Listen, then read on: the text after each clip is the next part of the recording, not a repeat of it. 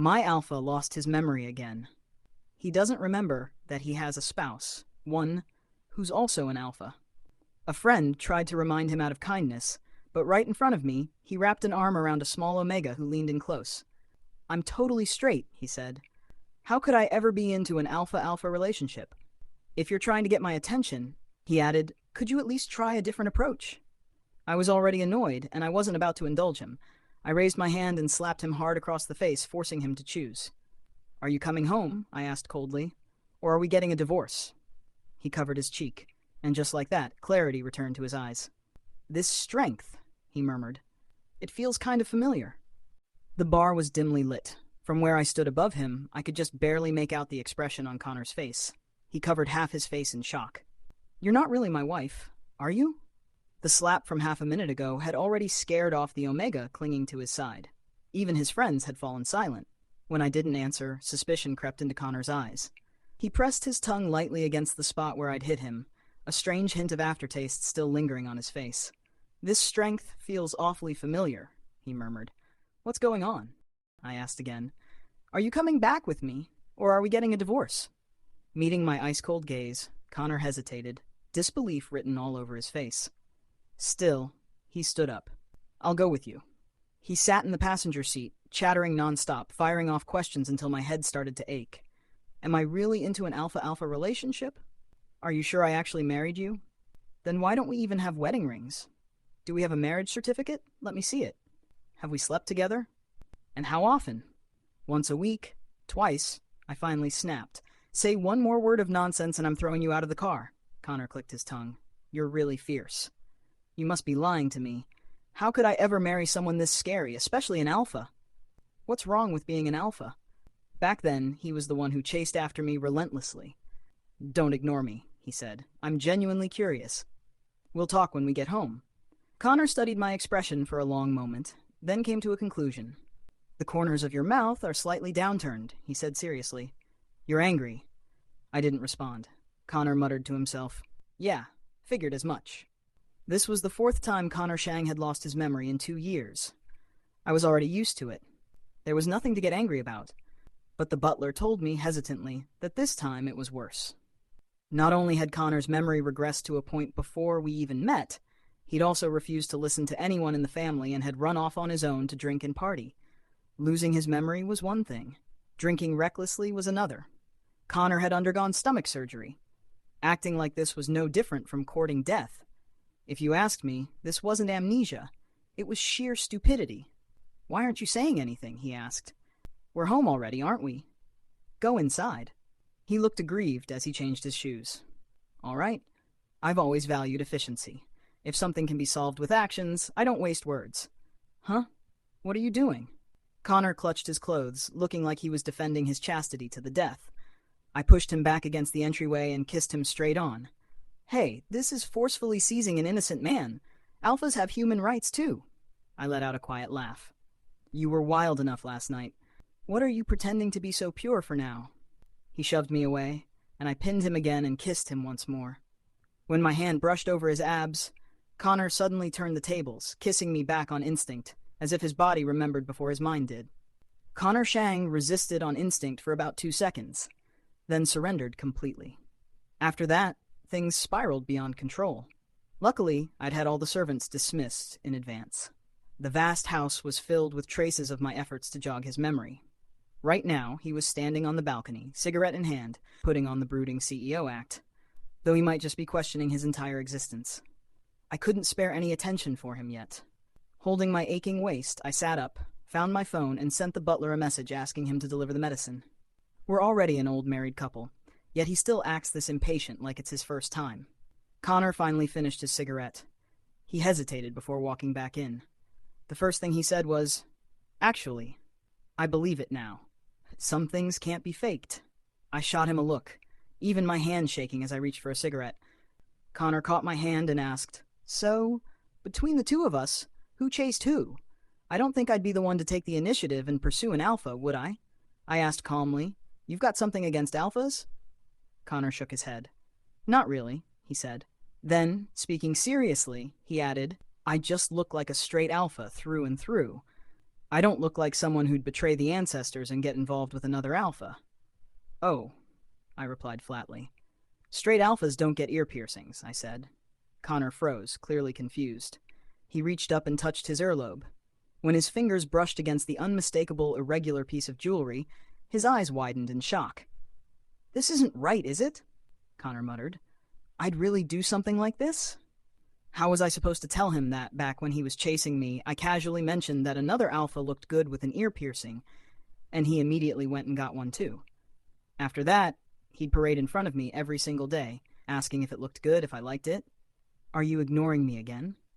Your voice sounds so nice, so why do you talk so little? It's not that I don't talk much, my throat just hurts. Connor propped himself up and leaned closer, clearly trying to kiss me. Instinctively, I lifted the back of my hand and lightly smacked the side of his face to stop him. Don't move.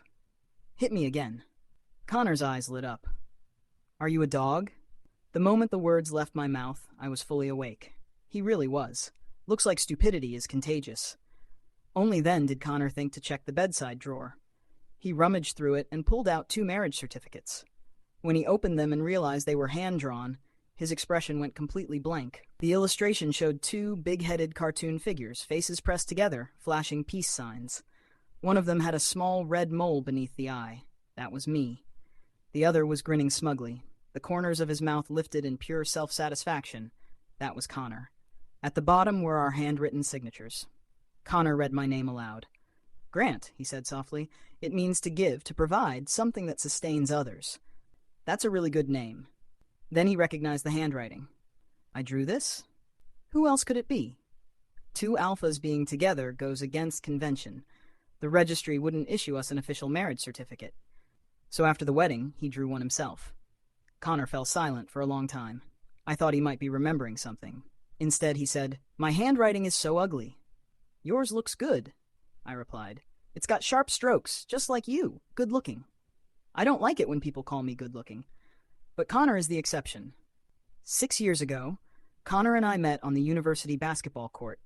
He really was handsome. No doubt about that. And he really was an idiot, too.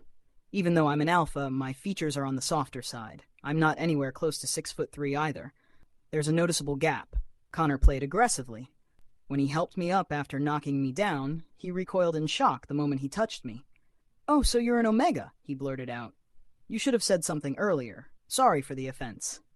I had no idea how he reached that conclusion. My only guess was that there was something wrong with his head. After that misunderstanding, he kept making mistakes in the second half of the game. Maybe because he was distracted, or maybe because he thought he should go easy on me because of my gender. Unfortunately for him, I hold grudges. While he was distracted, I feinted past him and sent him tumbling to the ground. He scraped his knee pretty badly. I was the one who took him to the campus clinic. And that was when he took advantage of the situation and asked for my contact info. I didn't correct his misunderstanding. For reasons I still can't explain, I added him. Only after Connor messaged me did I understand why he'd been so certain. He said my pheromones smelled so good they made his heart race. That was complete nonsense. My pheromones are basically plain water, no scent at all. So obviously, what he smelled must have been my perfume. It wasn't until much later that Connor finally realized the truth. That scent hadn't been pheromones, and it hadn't been perfume either. Psychology says this: people can sense a unique kind of scent on the person they like. It's something singular, something no one else can ever imitate. And people usually give that sensation a very simple name: love at first sight. When Connor first went all out pursuing me, I assumed it was just a passing whim and didn't take it seriously. But the longer we spent together, the more I realized he wasn't actually that foolish. On the contrary, he was surprisingly reliable. He looked careless and unserious, yet every single thing received a response. Nothing ever fell through. By the time I realized I couldn't keep stringing him along, he had already shown up at my door, demanding a proper answer, his status. I had no choice but to come clean. Actually, I'm an alpha. Connor looked deeply disappointed. You really went this far just to reject me? He said. You even made up something this ridiculous? Without another word, I grabbed his hand and pressed it somewhere it couldn't possibly ignore the truth. He looked like he wanted to die on the spot. After Connor left my place, I regretted it. People are made of flesh and blood. No matter how cold-hearted you are, it's impossible to feel nothing toward an insanely handsome alpha who's chased you for 2 whole months, especially when my own orientation was alpha to begin with.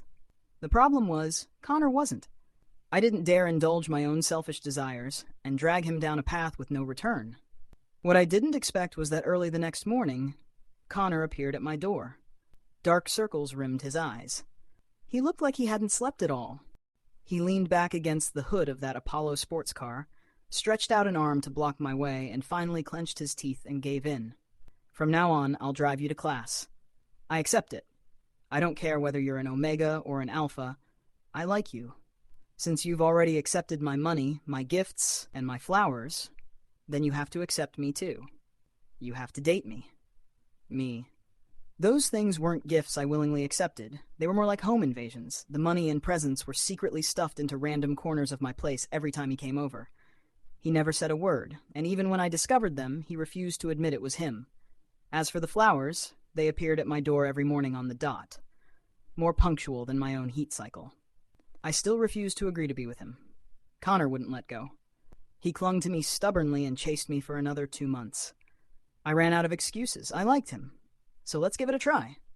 A love that wasn't favored by society was bound to face opposition from our families. But neither of us ever mentioned breaking up.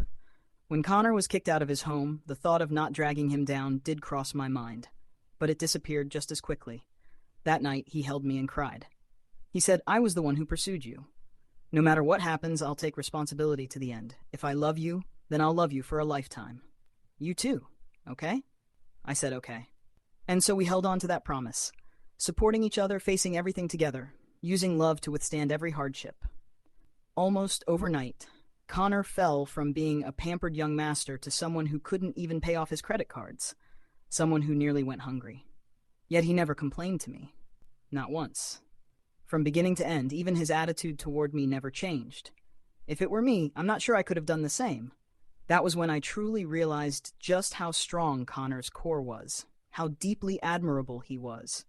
He left early and came home late, often stuck in social engagements until deep into the night. That was when his stomach problems started. I helped him up and fed him hangover soup. You don't have to work this hard, I said. As long as we can get by, that's enough. Connor's eyes were hazy with alcohol as he leaned in, rubbing against my neck. How could that be enough? He murmured. When I was chasing you, I promised I'd give you a good life for the rest of your days. I can't just get you and then stop taking responsibility. I patted his back and pressed a kiss to his forehead. Some people, once you fall for them, you truly can't bring yourself to let go for a lifetime. Connor kept rummaging through the cabinet. Where's your ring? Where's my ring? After his second question, I couldn't stand it anymore and answered, We argued yesterday, I threw them away. Connor's expression turned complicated. What kind of fight ends with throwing out the wedding rings? Did you cheat? He asked. Or did I? Neither. Can you stop asking? Connor frowned. What's there to hide? Everything, I said. That's what? We stared at each other. He fell silent. So did I. A moment passed. Expressionless, Connor reached up and took something hanging on the wall. It was a riding crop. Why is there something like this in the bedroom? He asked. I closed my eyes and lay back down, playing dead. Connor looked at it, then back at me. Do we usually play this hard? I pulled the blanket over myself and passed away peacefully. Connor refused to let it go. He tried to lift the covers, and I had no choice but to explain in a muffled voice, Adults are under a lot of stress. Then you. His words were cut off by the sound of a photo frame hitting the floor. I bent down to pick it up, but he was a step faster. Connor's brows pressed down slightly. I think I know why we fought so badly yesterday.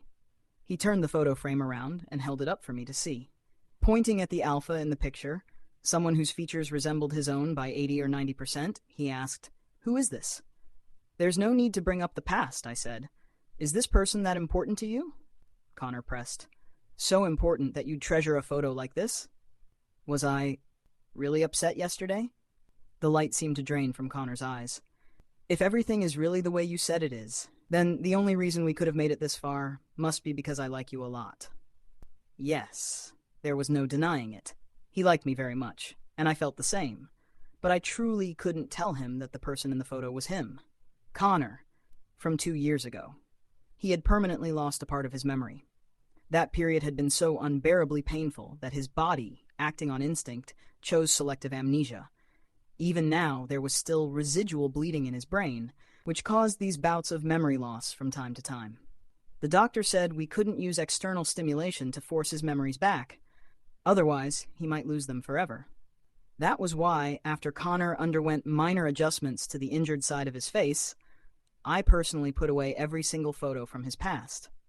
I selfishly kept this secret, afraid that if he completely forgot everything, he would forget me too. I never expected him to still find this photo. After we confronted each other with it yesterday, I'd casually slipped it under the bedsheets. And yet, he saw it again. Something about this round of Connor's amnesia was off. The previous 3 times, it had lasted anywhere from a day or 2 to 5 at most. As long as we used the most straightforward methods, he'd remember most things by that very night. It never really affected our lives. But this time, something had gone wrong. After seeing that photo again, he started avoiding me. It had been a full week now. Not only was there no sign of his memory returning, he had even started staying out all night.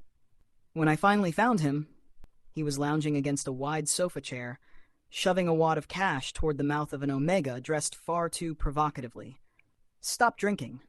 I snatched the glass from his hand and set it aside. "Come back with me." He looked up. When he saw it was me, he acted as if nothing had happened. "How about you sit down and have a drink with me?" he said lightly. "Otherwise, just pretend you didn't see anything." "Connor?" My expression darkened. His hand paused as he reached for the alcohol. Then he tried to grab it again. I could only take it from him. The Omega squeezed into the corner, spoke up sourly. "Hey, you don't have to steal customers like this, sir." I didn't say a word. Connor shot them a sharp look. "He's my spouse," he said coldly. "Everyone out." The private room fell silent. Neither of us spoke first. I couldn't endure the wordless torment any longer. I braced a knee against the sofa, reached out, and pinched his chin, forcing him to look at me. "What do you want?" I demanded. Connor turned his head away. "What choice do I have?" His eyes were faintly red, nothing like the confused, unfocused idiot he'd been these past few days. "You remembered, didn't you?" I asked quietly. "I almost wish I hadn't remembered. When did it come back?" I asked. "The next day." I took a deep breath. So early. Then why had he been avoiding me like the plague all these days? "What are you thinking?" I laid it out plainly. "Do you want a divorce?" Connor slapped my hand away in irritation, then suddenly flipped me over and pinned me down. "Did you already have that in mind? In just 1 week, you've brought up that word twice. I don't want one." "Then why bring it up?" "Because I thought you wanted it." "Only a dog would want that." I stared at him, utterly speechless. "Then come home." "I'm not going back." Connor was stubborn. "You're allowed to keep someone else in your heart, but I'm not even allowed to drink a little to blow off steam?" I pressed down on the back of his neck and kissed him once, my tone soft. "Be good. Listen to me." He panicked, shoved me away, and tried to leave. "Don't try that." "Connor, Shang." His steps froze in place. I tossed a throw pillow at him. "Kneel." His body moved faster than his brain. With a sharp thump, he caught the pillow, placed it under himself, and dropped to his knees, quickly, smoothly, with alarming familiarity. "If you have conditions, say them now," I said. "Keep pushing me, and I'll hit you," I added coldly. "Babe, can we at least be reasonable?" Connor tried. "I am being reasonable," I replied. "I don't have any conditions," Connor said, looking at me.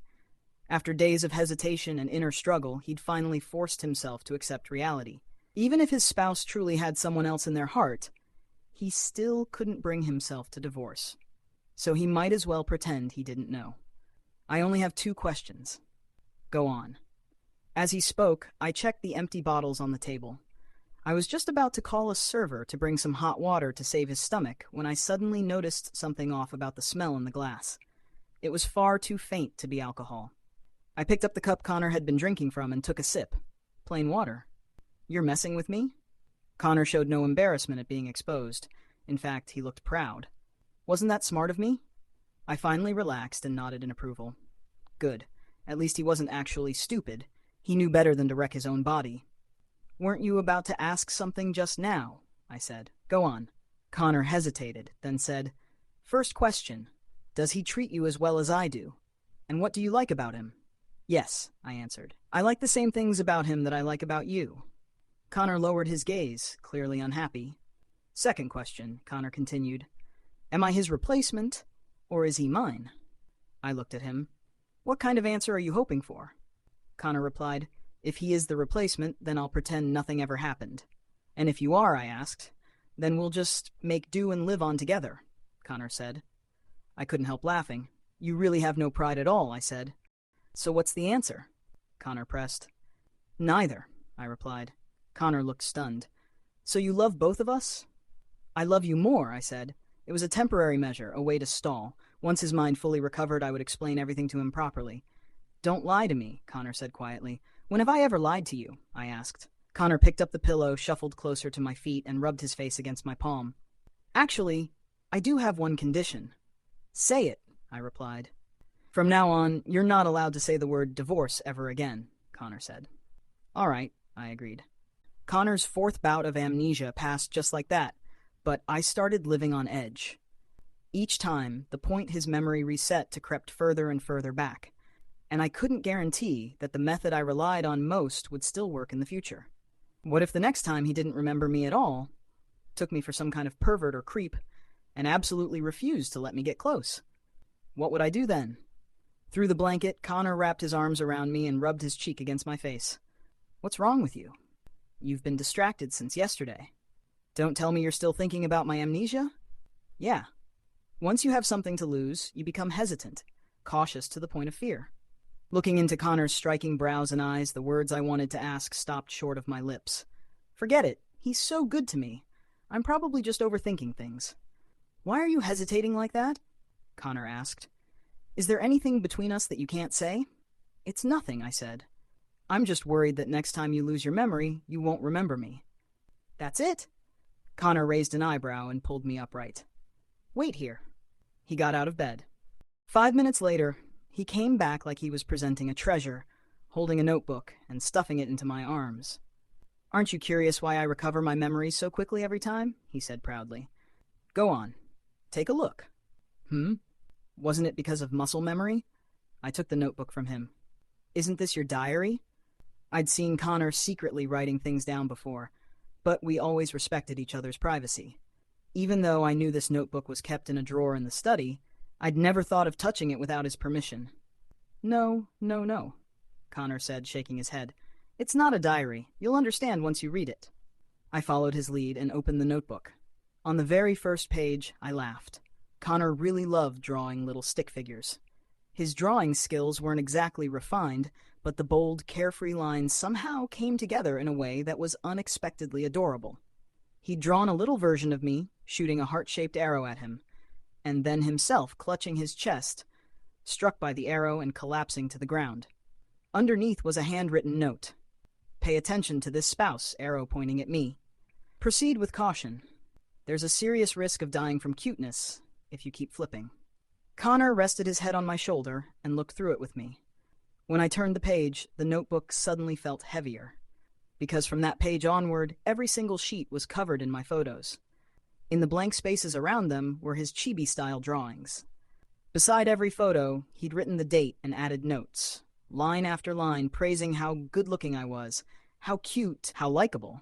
They looked like compliments, but in truth, they were love so intense it felt like it was about to seep right through the paper. Hey? My vision blurred. Connor panicked, and a drop of scalding warmth fell onto the page, spreading instantly and melting part of the black ink line. Connor hurried to take the notebook back. Hey, don't cry. I can't help it, I said hoarsely. I'm not doing it on purpose. Connor closed the notebook. Then maybe you shouldn't keep reading. He leaned close, trying to wipe away my tears, but I dodged his hand. I hate seeing you cry the most, he said softly. I only wrote this to remind myself. I never meant to make you cry. Connor nipped lightly at my cheek. Liking you became instinct a long time ago. I won't forget it. Even if I lose my memory and do something stupid sometimes, every time I look at these records, I fall in love with you all over again, without hesitation. With your kind of charm, he added, smiling, even if I lost my memory 10,000 times, I'd still fall for you 10,001 times. I'm holding you to that, I said. Of course it's real, Connor replied. If one day I lose my mind again, don't you dare abandon me. Otherwise, he said seriously, I'll haunt you even as a ghost. Don't say something so stupid. Connor laughed and pulled me into his arms. Since when is comforting my spouse considered stupid? Ever since he saw me cry, Connor had started secretly getting in touch with doctors. As for how I found out, well, that idiot sent the appointment messages straight to my phone. His private account is linked to mine. Normally, I don't deliberately check it, but among all the read notifications, one unread message from an unfamiliar number stood out far too much. The message read, "Long time no see, Connor. The results of our pheromone compatibility test are out, 90%. According to Uncle Shang's wishes, would you like to meet up?" About 10 minutes later, the same unfamiliar number sent another message. This time, the tone was clearly crushed. "Sorry." I stared at the two messages, deep in thought. Just what had Connor replied to make someone's attitude change so drastically? This time I was genuinely curious. So when he got home from work, I held out my hand toward him. "Connor, can I take a look at your phone?" Connor's eyes visibly lit up, so vividly it was almost comical. He looked exactly like an exemplary student being randomly checked by the teacher. He held the phone out with both hands and offered it up solemnly. "Please, my spouse." I took it and nearly burst out laughing. The chat history on the screen was overflowing with barely concealed shock and resentment. "What the hell are you matching pheromones with me for?" "I thought we were bros. Are you trying to hit on me? You got dumped and I was nice enough to comfort you, and this is how you repay me? I'm warning you, don't get any ideas about me. You might be unloved, but I'm not. Your bro has a spouse." My curiosity was fully satisfied. There was no need to read any further. Connor looked a little regretful. "You're really not going to scroll some more?" "No," I said. "You put my mind at ease." I crooked my finger at him. He whooshed over immediately, practically launching himself at me. "Yes, my spouse?" "Nothing," I said. I ruffled his hair, feeling inexplicably pleased. "Just rewarding you." Connor grabbed my hand and rubbed his cheek against my palm. "Actually, there's something I want to talk to you about." "Go ahead." "Recently, my family contacted me," Connor said. "I might have to go back for a bit." I paused, then nodded. "You haven't been home in 4 years, have you? It's probably time you went back and took a look." "I'll come back as soon as I can," he promised. I said gently. "No rush." On the first day Connor went back home, he sent me a message almost every 5 minutes. What he was doing, what he was eating, nothing was too trivial. I didn't have time to check them until I finished work. Then I went through them one by one and replied, like I was reviewing memorials submitted to the throne. But those dense messages came to an abrupt stop on the second day. For a full 10 hours, I didn't receive a single update from Connor. The calls I made went unanswered as well. The chat screen was still stuck on the voice message he'd sent me the night before. Connor was clingy by nature. He would never disappear without a reason. The 4th time I called, the line finally connected. But the voice on the other end was unfamiliar. "Grant, who are you?" "I'm his father." "Scott Shang gave me an address. Come here. There are some things that need to be made clear in person." I met the middle-aged man there. A secretary stood beside him. Even sitting in the most ordinary posture, he gave off an unapproachable air. "Sit." Just one word, light but commanding. He went straight to the point. "You and Connor aren't suitable for each other. Consider these past few years' youthful recklessness. Name your price. I'll compensate you on Connor's behalf." "Where is he?" I asked. "You won't be seeing him again. Connor spent the night with an Omega whose compatibility with him is extremely high. By now," he paused deliberately, "there may already be a child." I knew he was trying to provoke me. Under the table, my fists clenched, then slowly loosened. Anyone in the world might betray me. But that man would never be Connor. "Is this Connor's decision?" I asked. "Or is it yours alone?" Scott Shang replied calmly, "Mine." "A marriage between two alphas will never be accepted by society," he continued. "You've already held him back for far too long. Are you going to ruin his future as well?" I didn't back down. "He's an adult," I said evenly. "He has the right to choose his own life. If Connor were the one sitting here today, I wouldn't cling to him." Scott Shang laughed softly. "That sounds nice. He does like you. But what about you? 2 years ago in the mountains," he went on, eyes sharp, "if it hadn't been for protecting you, would he have ended up like this?" My words died in my throat. This was the one thing I couldn't argue against. It was true. I owed Connor for this. 2 years ago, we went to a mountainous region together to survey a project. We were ambushed by violent locals trying to rob us. Connor shielded me and took a heavy blow to the head. He fought with everything he had to get me out.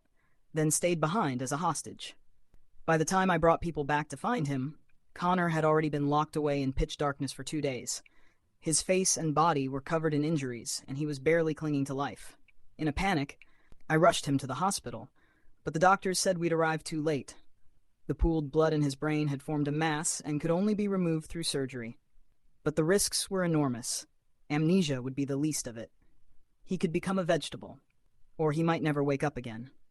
I didn't dare make that decision.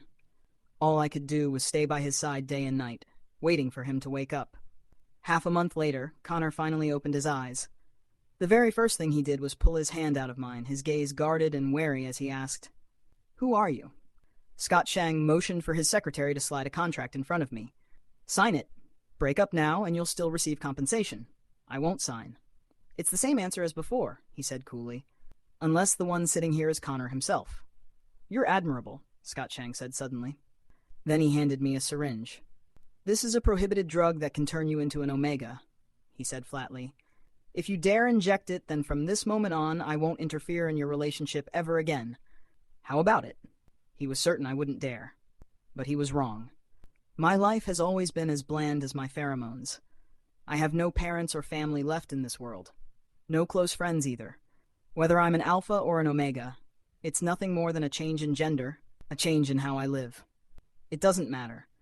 When I grabbed the syringe and drove it into my neck without hesitation, a crack finally appeared in Scott Shang's perfect composure. He looked like he'd seen a ghost. "You're insane." The drug took effect quickly.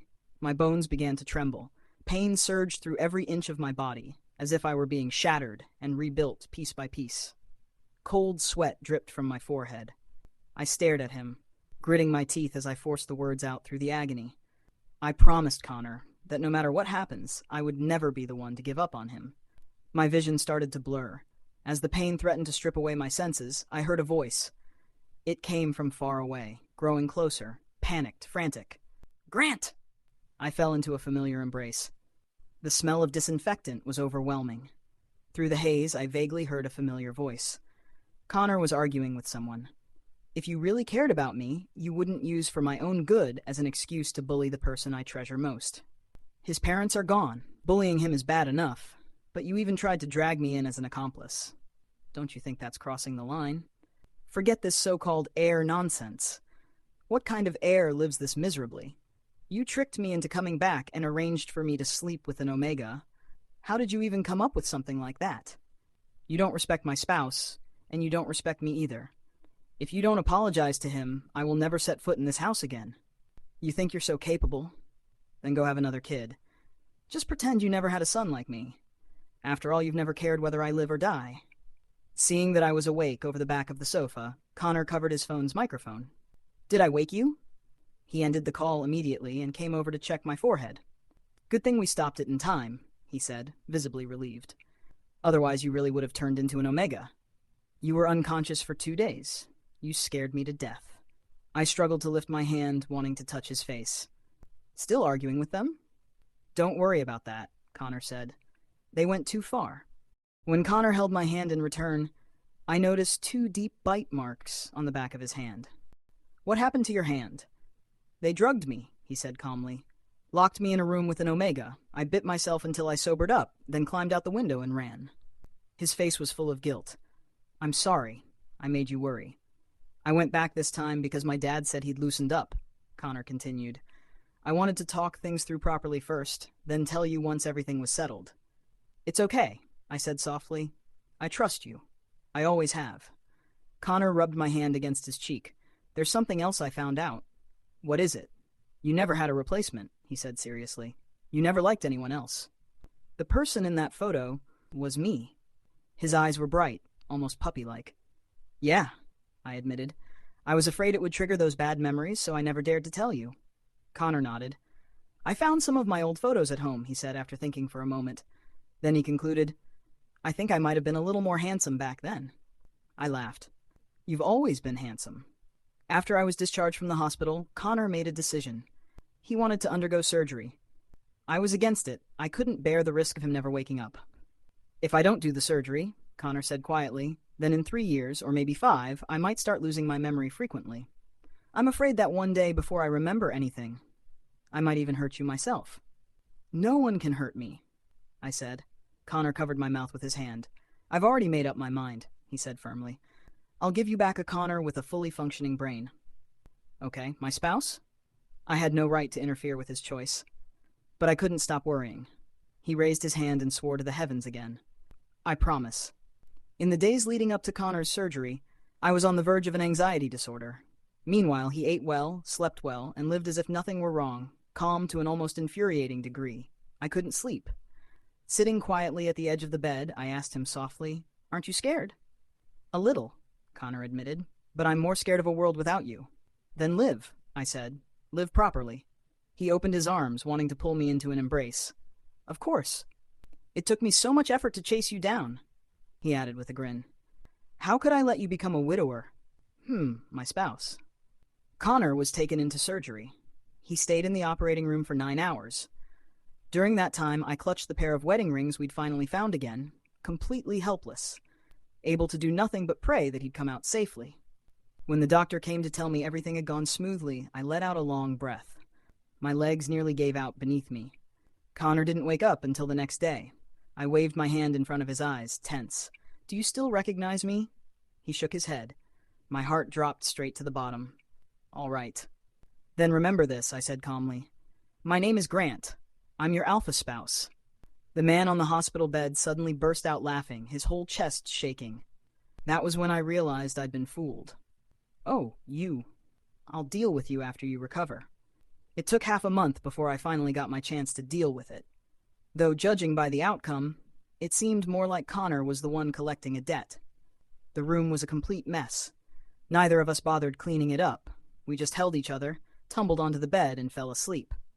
The next morning, when I got out of bed and woke the person beside me, Connor looked dazed and asked again, "Who are you? And why are you sleeping in my room?" Even though I'd seen this scene countless times before, the shock still wiped away every trace of sleepiness. Hadn't we agreed? How could he still be losing his memory? But then, without warning, Connor suddenly dropped to his knees on the bed and leaned in close, a sly look on his face. "Well, whoever you are," he said lightly, "if you ended up in my bed, then you're my spouse." If I still didn't get it at that point, I'd be an idiot. Relief washed over me. I grabbed him by the collar and deliberately leaned close to his ear, playing along. All right. Before he could react, his face already flushing, I launched my counterattack, shoving him down and pressing a pillow over his face. "Connor," I said through gritted teeth, "I'll smother you to death, you bastard. How dare you scare me like that?" His laughter came out muffled through the thick pillow. "I'm sorry, babe. Really, I am. I won't lose my memory anymore. Don't be so nervous. Mercy. 2 hours, Neil. No, please, I'll never lie to you again. Let me off this once, my good spouse."